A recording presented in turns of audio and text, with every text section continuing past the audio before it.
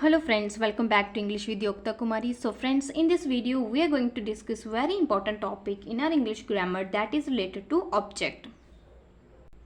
So friends, as you know, in a sentence there is a combination of subject and predicate. Subject होता है जो एक doer होता है, means जो काम करने वाला होता है. Verb means predicate जो होते हैं वो verb और object का combination होता है, उसको predicate कहा जाता है.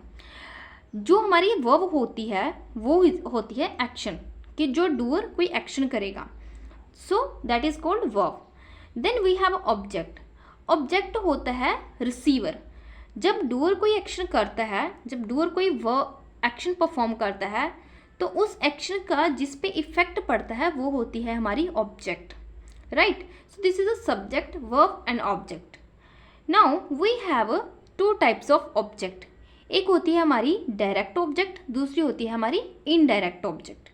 अब डायरेक्ट और इनडायरेक्ट ऑब्जेक्ट क्या होती हैं, कैसे इसके यूजेस होते हैं, and what is the definition, we can understand and we will understand from this video.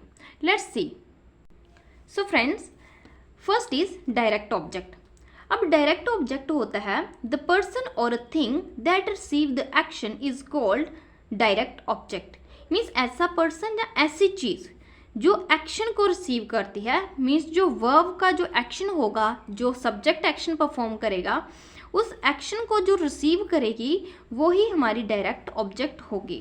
Means subject के द्वारा किया गया कोई एक्शन जो रिसीव करता है वो हमारी डायरेक्ट ऑब्जेक्ट में आती है. अब डायरेक्ट ऑब्जेक्ट की example you can see, the girl wrote a poem. तो जो द गर्ल है ये मेरी सब्जेक्ट है, रोट क्या है, मेरी वर्ब है.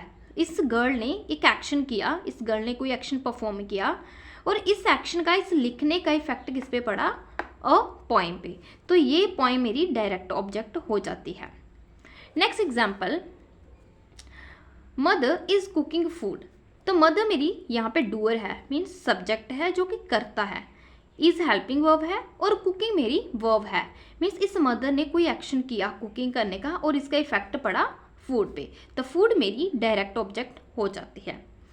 सेकेंड थिंग, जब आपको कभी पता ना चले कि किस तरह हम डायरेक्ट ऑब्जेक्ट को और इनडायरेक्ट ऑब्जेक्ट को आइडेंटिफाई करें इन सेंटेंस में, आप अपने सेंटेंस से simply you can ask a question of what.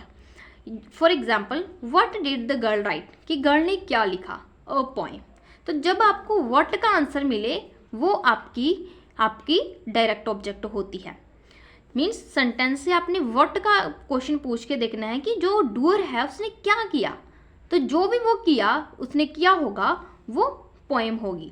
जैसे what did the girl right, मतलब उसने क्या लिखा, उसने एक्शन किया और क्या एक्शन किया और उस एक्शन का जिस पे इफेक्ट पड़ेगा, जैसे कि यहाँ पे पोएम है तो अ पोएम मेरी डायरेक्ट ऑब्जेक्ट हो जाएगी.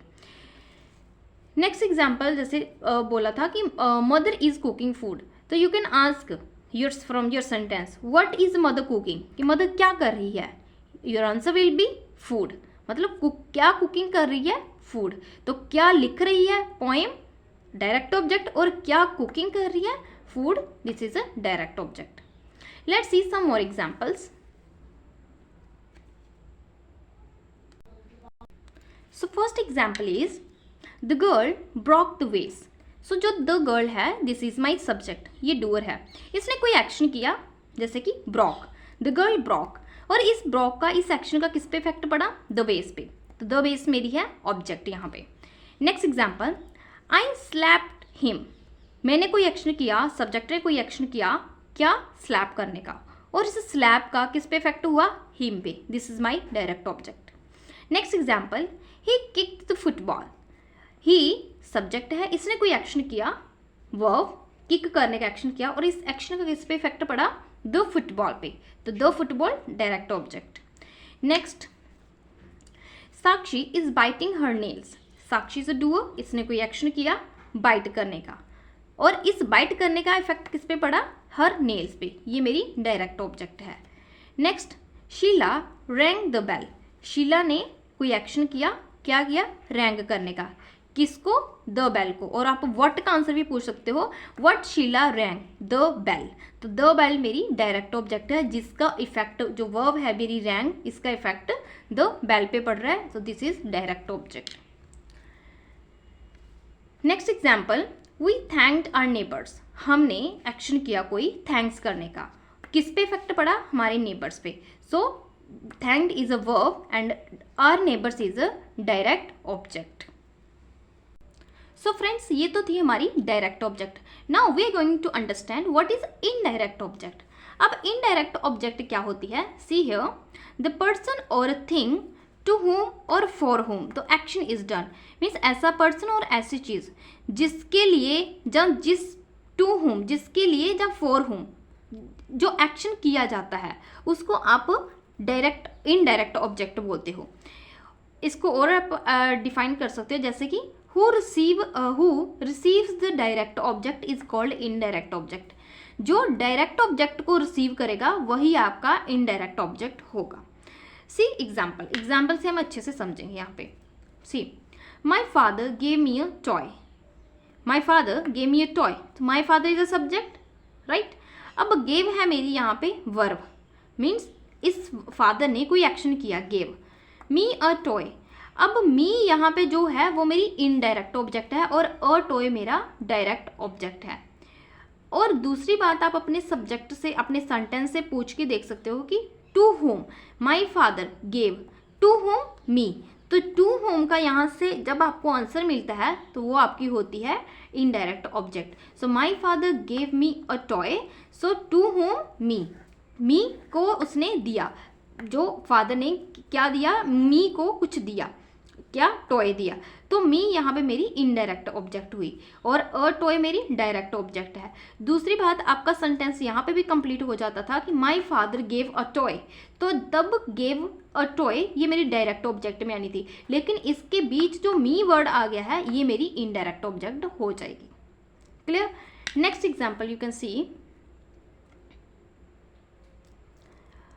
Cows give us milk. Cow is a doer, उसने कोई एक्शन किया देने का। अस मिल्क, तो अस है मेरी यहाँ पे इनडायरेक्ट ऑब्जेक्ट। क्यों? क्योंकि जो गिव वर्ब है इसका डायरेक्टली असर मिल्क पे होना था, ना कि अस पे। तो जब मैं बोलती काउ गिव मिल्क तो ये मेरी डायरेक्ट ऑब्जेक्ट होनी थी। जब इसके बीच में कोई हमने इनडायरेक्ट ऑब्जेक्ट को जोड़ दिया है, जैसे कि अस है, तो ये मेरी इनडायरेक्ट ऑब्जेक्ट हो जाएगी। तो यू कैन ऑल्सो से cows give milk direct object होती, और उसके पहले जो आ रही है दैट इज इनडायरेक्ट ऑब्जेक्ट। सो आप इससे ये भी यू कैन अंडरस्टैंड कि डायरेक्ट ऑब्जेक्ट से जो पहले आता है वो आपकी इनडायरेक्ट ऑब्जेक्ट होती है। जैसे टॉय था तो टॉय से पहले मी था, तो वो मेरी इनडायरेक्ट ऑब्जेक्ट थी। सिमिलरली मिल्क से पहले अस है, तो ये मेरी इनडायरेक्ट ऑब्जेक्ट है। सेकेंड ट्रिक, आप अपने सेंटेंस से पूछ के देख सकते हो, टू होम, किसको। जैसे फादर ने टॉय दिए, किसको? मी को। काउ ने मिल्क दिया, किसको? अस को। तो टू होम का आंसर आपको, जैसे वहां पे पीछे डायरेक्ट में से आपने व्हाट का क्वेश्चन पूछना था, यहाँ पे आप टू होम का क्वेश्चन पूछ के आपको आंसर मिल सकता है इनडायरेक्ट ऑब्जेक्ट का। So let's see next example, she made a cake for me. अब जब आप इनडायरेक्ट में आते हो तो आपके पास टू वर्ड्स होते हैं, फॉर और टू। आप डायरेक्ट और इनडायरेक्ट की पोजीशन चेंज कर सकते हो। See here, she made a cake for me, तो शी सब्जेक्ट, मेड क्या है आपकी वर्ब है, अ केक, तो मेड का डायरेक्टली ऑब्जेक्ट इफेक्ट पड़ा केक पे, तो ये मेरी डायरेक्ट ऑब्जेक्ट है। फॉर मी यहाँ पे इनडायरेक्ट ऑब्जेक्ट हो जाएगी। तो आप पूछ सकते हो कि अपने सेंटेंस से कि किसके लिए, फॉर हूँ, उसने केक बनाया, फॉर हूँ, हर के लिए, फॉर हर, तो हर मेरी इनडायरेक्ट ऑब्जेक्ट है। और इसी सेंटेंस को आप ऐसे भी बोल सकते थे, she made her A cake, तो तब मेरी जो हर थी ये इनडायरेक्ट से इनडायरेक्ट जो मेरी आगे आ जानी थी। तो जैसे है कि यहाँ पे she made her a cake, she subject है, मेड आपकी वर्ब है, हर इस टाइम पे इनडायरेक्ट बन जाएगी। जैसे कि हमने फोर लगा के वहाँ पे पोजीशन चेंज कर दी थी, अब यहाँ पे हमने पोजीशन चेंज कर दी है यहाँ पे फोर को हटा के। So you can also, both are right. जैसे she made a cake for her और she made her a cake, दोनों सही हैं। बस द थिंग इज दैट आपने फोर या टू लगा के आप अपने सेंटेंस की पोजीशन चेंज कर सकते हो। यहाँ पे फोर लगा के हमने इनडायरेक्ट को ऑब्जेक्ट को बाद में लिख लिया था, और यहाँ पे फोर हटा के हमने इनडायरेक्ट ऑब्जेक्ट को इसके पहले लिख दिया डायरेक्ट ऑब्जेक्ट है. So she made her a cake. See some more examples. She handed him a bouquet of flower. She subject है, हैंडेड वर्ब है, हिम आपकी इनडायरेक्ट ऑब्जेक्ट है, और क्या हैंडेड किया? A bouquet of flower, that is direct object, right. Next example. The chief prepared us a delightful meal. The chief जो था, chief होते हैं, उसने प्रिपेयर किया, एक्शन किया हमारे लिए डिलाइटफुल मील. तो अस हमारी इनडायरेक्ट ऑब्जेक्ट है और डिलाइटफुल मील आपकी डायरेक्ट ऑब्जेक्ट है. Next example. She red us a captivating novel.